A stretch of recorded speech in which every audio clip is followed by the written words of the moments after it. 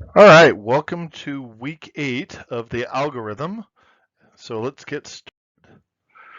So the Thursday night game is Baltimore against Tampa Bay.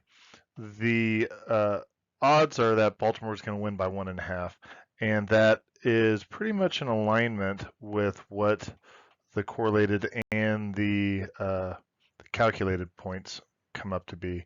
Uh, so while this shows that there's no statistical difference when you look at uh, the 95% confidence interval. Fact of the matter is taking if you got to take a sides here, if you're going to bet, Baltimore's been playing a lot better, and Tampa Bay has been, just generally speaking, not looking good. I don't think. Uh, and so then when we go over here to the various charts, that's when I start to look at Tampa Bay. Tampa Bay, they're up front, they're not playing well. This is showing that they're not going to be able to run the ball very well. And you take that against a Baltimore team that typically runs the ball well. I realize that we're showing that anytime you have Tom Brady up there, some exceptional numbers can occur. We see that here with the pass numbers. We see that over here with the explosive numbers as well. But generally speaking, I think the ball control of the Baltimore Ravens, and I think they're just stronger up front. It's going to make a big difference there. All right, second game. So Carolina against Atlanta. This is a game that I find interesting because the sports book has Atlanta winning by 4.5 points, but the confidence intervals here say there's no statistical difference between what you would expect to happen here. I find this interesting in that Atlanta has been um, muddling along this year. They've had some strong games, but nothing too terribly crazy. Carolina has generally speaking been poor, but they came out and they played really well against Tampa Bay this last week. And so I don't know if that was just a blip because Tampa Bay's not playing well, or if they're finding some, something. But generally speaking, I can see why Atlanta is favored by 4.5 from the perspective they have overall a superior run game, and that's oftentimes going to be a pretty good correlation. And then likewise, my model is also showing that Atlanta should have an advantage in terms of number of plays, but given the fact that uh, uh, the way the model is stacking up, this might be a game that you want to take the under as well. So give that some consideration. At this point in time, I'm not really willing to take one or the other. Okay, next game, Minnesota against Arizona. Minnesota's favored by 3.5. I'm also showing them favored to win, not by that much. This might be a game that you want to take the under, but nonetheless, I do expect Minnesota to win one. And as we look at the quad chart here, realistically speaking, when you look at the upper left-hand corner, when you look over here, they're pretty even. I mean, you look at their passing, they're pretty close. They're reasonable. Their running is certainly pretty good. They look, but both teams look pretty similar. When I come over to the right side, one of the things I see that really sticks out is Kyler Murray is getting sacked quite a bit, and then that can really tend to throw off the explosiveness of a team. But likewise, they've been getting some explosive plays off as well. So again, it's I'm calling it to be a closer game than 3.5. This might be a game to take the under, but it's still probably likely that Minnesota will win. All right, Dallas against Chicago. Dallas is favored by 10 points. The model is saying that Dallas should win by 2.5 points. The one thing I would point out is that this model is pretty much working off of all of uh, Cooper Rush being the quarterback for Dallas. Whereas in this last week, we have Dak Prescott returning. Of course, he's only played once, so that tends to throw off the numbers. I think that's part of the reason why they have Dallas favored by 10, and that they're playing at home. Um, let's take a look at the quad chart here. Uh, I'm showing that Chicago rush is supposed to be strong. That, as we saw last night against New England, that can really, really throw off another team. So that'll be interesting to watch.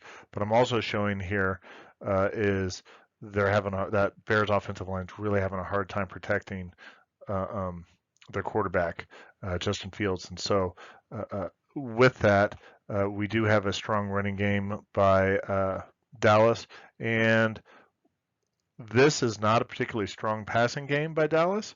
But again, with Dak Prescott stepping in, this will be. I don't know if they're going to win by 10 points. This is a hard one to estimate because I don't know what the Dak Prescott's going to be. He's such a dynamic player. I could see how it could be a 10-point margin. But anytime you see 10 points, you might be thinking taking the under. So, and that's what the model would suggest as well. But I still think Dallas is going to. Let's go back. The win-loss record here doesn't really show that, but that's where I think the coaching comes into play, and the experience of the players. So they've definitely got some strong numbers in terms of what their efficiency is. And so we have two-win teams playing against one another. So, but I am showing similar as what sportsbooks are showing. So then as we go to the quad chart, I think Jacksonville's running game is likely to be the difference there, and I expect them to control the ball a bit more as well. All right. The Raiders against the Saints. Sportsbooks has Raiders by 2 points, and that's about what the model has here as well. That's going to be a somewhat close game. I expect it to be a high-scoring game as well. The model is showing 30 right over here. If you look at the median, 30 to about 28 for the median. So it's a close game. I expect it to be a high-scoring game. Wouldn't surprise me if those teams score more than that. So that should be an interesting watch as well. When we come over here to the quad chart, I'm showing that New Orleans, they've got a lot of explosiveness to them. But we also saw in their last game, we saw their quarterback throw back-to-back pick sixes. So they can be explosive and yet they can shoot themselves in the foot all at the same time. So that's a difficult. It's hard to model that type of team behavior when that's going to occur. So, but all in all, this is one where it's looking like Vegas does have a slight advantage on that one. Miami against Detroit. Miami is favored by 2.5 points, and that's about what I'm showing here as well. I'm not sure that there's too much to see here in this. Miami, they've definitely got a very explosive offense, especially now that Tua has returned. I would expect these numbers here, which show some explosiveness, and down here to be much more of a factor. Detroit has shown the propensity to run the ball quite well, so that should be interesting as well. And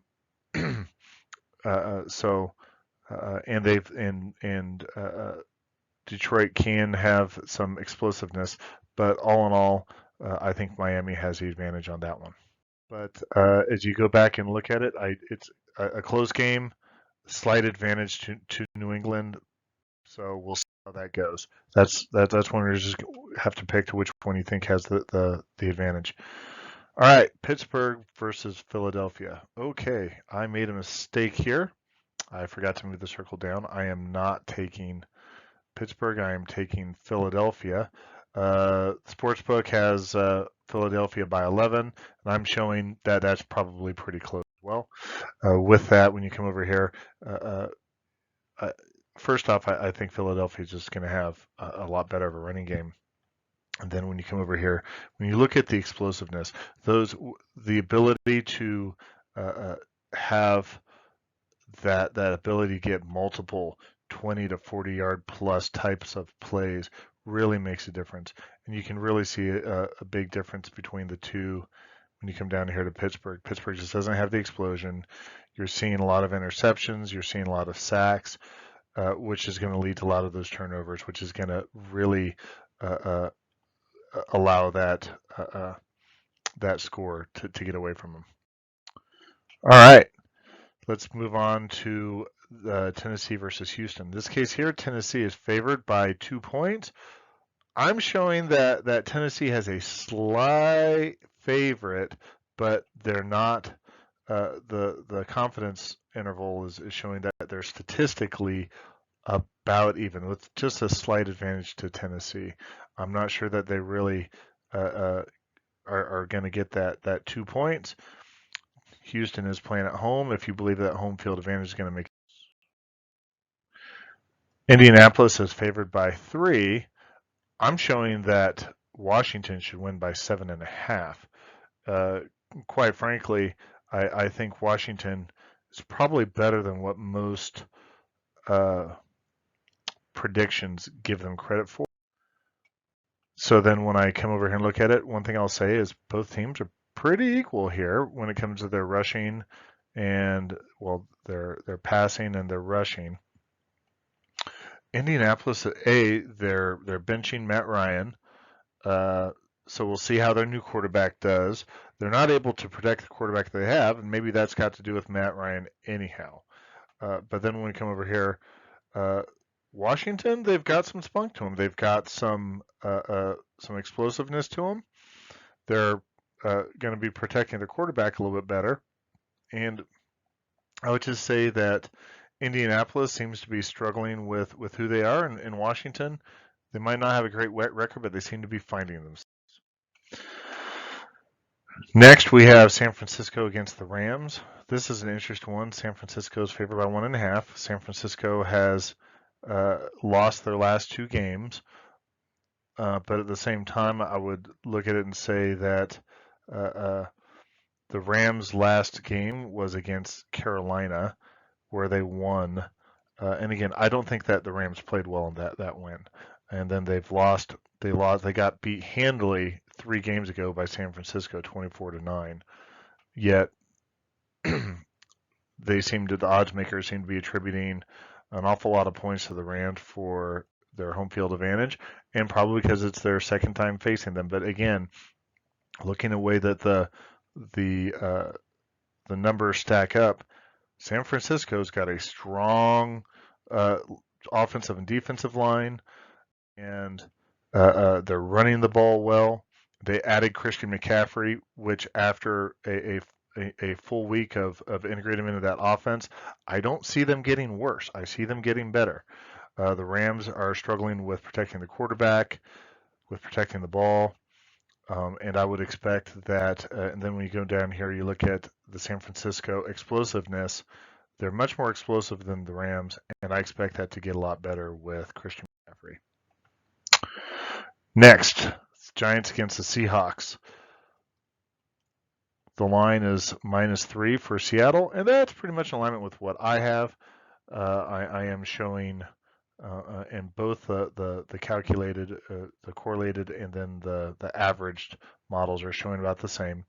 Seattle, I think, has surprised a lot of people this year, but then again, I think New York, their record they've shown a way to win, even though I think their statistics has really impressed anyone.